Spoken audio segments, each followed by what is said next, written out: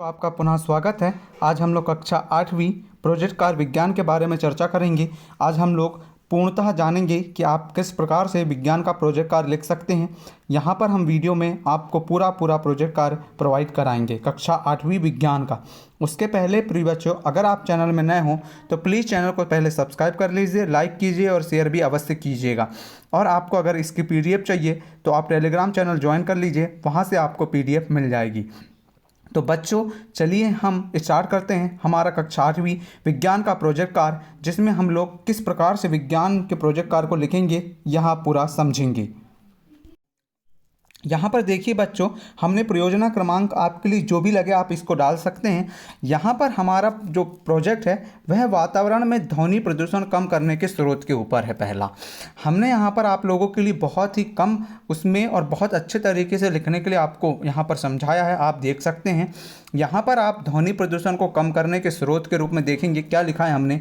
जैसे वाहनों, बस, ट्रक आदि के हॉर्न एवं इंजनों से उत्पन्न ध्वनियाँ, अगर हम यहाँ जो ध्वनियाँ हैं अगर ये उत्पन्न होती हैं, अगर इन्हें हम कम कर दें या हम बिना ध्वनि वाले जो वाहन है उनका उपयोग करें तो प्रदूषण जो होगा, ध्वनि प्रदूषण वह कम होगा। कल कारखानों की मशीनों से उत्पन्न ध्वनि, आपने देखा होगा मशीनें जो हैं बहुत आवाज़ करती हैं। अगर हम उस क्षेत्र में आवाज़ को कम कर दें या मशीनों के जो भी पुर्जे हैं उन्हें बहुत अच्छे से समय समय पर बदलते रहें तो उससे भी आवाज़ को कम किया जा सकता है। निर्माण स्थानों से तोड़ फोड़ की ध्वनियाँ भी आपने सुना होगा बहुत ज़्यादा आती हैं। टीवी, रेडियो, लाउड स्पीकर आदि में भी उच्च आवाज़ उत्पन्न होती हैं। फटाकों के फटने, अन्य विस्फोट से भी ध्वनियाँ उत्पन्न होती हैं, ये तो आप भी जानते हैं।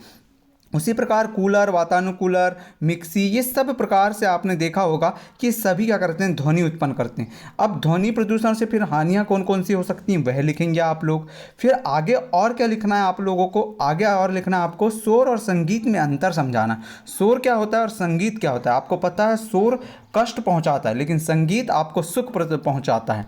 ठीक है, शोर जो है आपके कानों को प्रिय नहीं लगता है जबकि संगीत आपके कानों को प्रिय लगता है।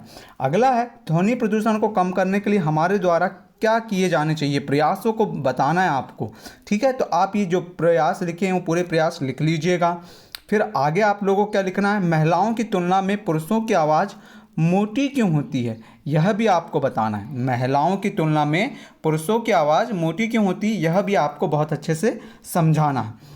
आगे की तरफ बढ़ते हैं हम लोग। तो आगे की तरफ बढ़ें तो प्रयोजन नंबर 2 आ जाता है। प्रयोजन नंबर 2, आपको 2 ही प्रोजेक्ट कार्य करना है। इसके लिए हमने यहाँ पर कितने लिया है आप लोगों के लिए, 2 ही प्रोजेक्ट कार्य लिया है। आपको 2 प्रोजेक्ट कार्य लिखना है और बहुत अच्छे सुंदर राइटिंग से लिखना है जिससे कि आपको पूरे 20 में से 20 अंक मिले, क्योंकि 60 अंक का तो आपका मेन एग्जाम है, 20 अंक का ये है प्रोजेक्ट कार्य, तो आपको पूरे में से पूरे अंक लेना है। और बच्चों कोई भी प्रॉब्लम आती है तो आप कमेंट कर लीजिएगा और टेलीग्राम ज्वाइन कर लीजिए क्योंकि इसकी PDF वहाँ मिल जाएगी। पर चैनल में नए हो तो पहले सब्सक्राइब कीजिए। अगर आप सब्सक्राइब करते हो तो पूरा का पूरा जो भी हम कंटेंट प्रोवाइड कराते हैं वो आपको आसानी से मिल जाएगा। तो प्रयोजना क्रमांक अगला में यहाँ पर आप लोग ध्यान से देखेंगे। उद्देश्य अब हमारा क्या होगा, उद्देश्य हमारा ये होगा कि अपने आसपास या पड़ोस को सर्वेक्षण कीजिए आप, यानी कि उसका निरीक्षण कीजिए और पता लगाना है। पहला प्रश्न है आप लोगों के लिए कि आपके आसपास या स्कूल में 12 वर्ष के आयु के कितने बच्चे चश्मा लगाते हैं। ठीक है, ये आप लोग अपने मन से लिखिएगा, कितने मतलब मन से नहीं, मतलब पता लगाइएगा और लिखिएगा अपने। फिर अगला प्रश्न है चश्मा लगाने वाले बच्चों को माता पिता से पता लगाइए कि उनके बच्चों की दृष्टि क्षीण होने का के क्या क्या कारण हो सकते हैं। बहुत अच्छी बात है, इस प्रकार से आपको भी ज्ञान होगा कि किसके कारण ध्वनियों नेत्र की जो क्षमता है वह कम होती है।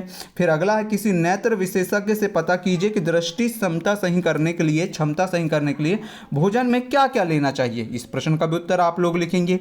उसी प्रकार यहाँ पर देखिए चौथा प्रश्न भी है।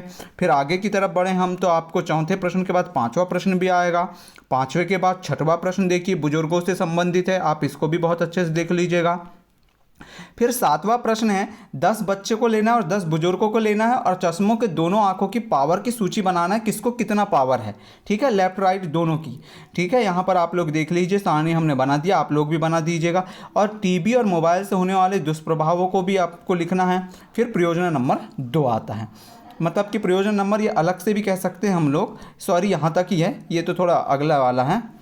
यहाँ से है क्वेश्चन नंबर 9 से, यहाँ से देखेंगे बच्चों। इस प्रकार ये क्वेश्चन नंबर 9 भी आप लोग कर लेंगे और क्वेश्चन नंबर 10। इस प्रकार से हमारा ये प्रोजेक्ट कार्य आगे की तरफ और बढ़ेंगे, थोड़ा ही है, फिर यहाँ पर ये ख़त्म हो जाता है। तो इस प्रकार से आप यहाँ तक इस प्रोजेक्ट कार्य को कर सकते हैं। और बच्चों अगर कोई भी प्रॉब्लम है तो प्लीज़ कमेंट कीजिएगा, और इसकी PDF चाहिए तो आपको सही वाली PDF टेलीग्राम में मिल जाएगी। ठीक है बच्चों, मिलते हैं हम अगले वीडियो में। Thank you for watching.